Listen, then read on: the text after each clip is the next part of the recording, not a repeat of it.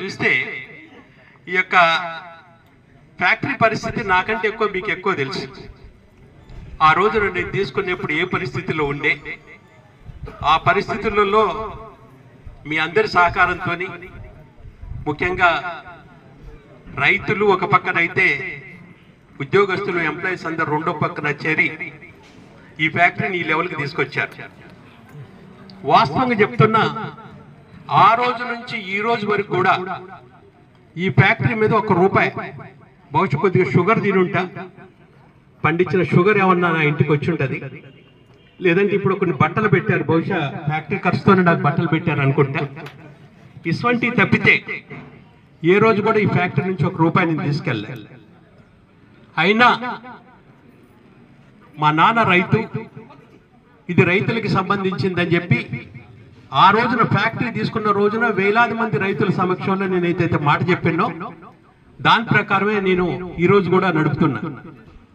నేను ఫ్యాక్టరీ తీసుకున్నప్పుడు ఒక పక్కన కేసీపీ, రెండో పక్కన ఆంధ్ర షుగర్స్ ఏ లెవెల్ ఉన్నాయంటే మామూలుగా కాదు, పెద్ద ఎత్తున అటు తెలంగాణలో ఇటు ఆంధ్రాలో, ఆంధ్ర తెలంగాణలో పెద్ద ఎత్తున ఫ్యాక్టరీలు ఉండే.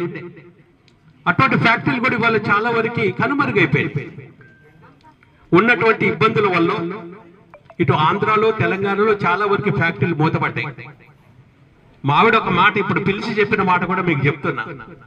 ఈ ఫ్యాక్టరీ బాగుండాలంటే, ఎంప్లాయీస్ అందరూ కూడా ఇంకా బాగుండాలంటే, రైతులు బాగుండాలంటే రైతులను ఎక్కువ చెరికేయమని చెప్పండి మీ నోటి నుంచి అని చెప్తుంది. వాస్తవంగా ఇప్పుడు ఆ పిలిచి చెప్పిన మాట అదే మాట. నేను ఈ ఫ్యాక్టరీ తీసుకున్నప్పుడు ఊళ్ళల్లో మీటింగ్ పెట్టా. అసలు ఈ ఫ్యాక్టరీలో అసలు చెరికేయకుంటే ఫ్యాక్టరీ ఎందుకు, మీరు అందరూ చెరికేయాలి.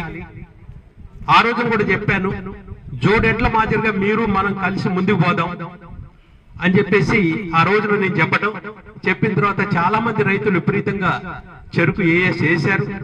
సరే, అప్ అండ్ డౌన్స్ ఎన్నో వచ్చినాయి. అటు ఆ రైతులకి అప్ అండ్ డౌన్స్ వచ్చినాయి, అదేవిధంగా ఫ్యాక్టరీ కూడా చాలా అప్ అండ్ డౌన్స్ వచ్చినాయి. ఒక స్టేజీలో కరెక్ట్ చెప్తుంది ఈ రోజున, ఎందుకంటే చెప్పాలా, మీ మనసులో ఉన్న మాట చెప్పాలన్నారు కాబట్టి. ఒక 3-4 సంవత్సరాల క్రితం అయితే నేను నా ఆస్తులు అమ్మి ఈ ఫ్యాక్టరీకి, బ్యాంకులకి కట్టాల్సిందంతా కూడా కట్టి ఫ్యాక్టరీ నిలబెట్టా. ఎందుకో కానీ ఈ ఫ్యాక్టరీ నేను ఉన్న రోజులు ఈ ఫ్యాక్టరీ ఉండాలి, రైతులు బాగుండాలనే కోరిక.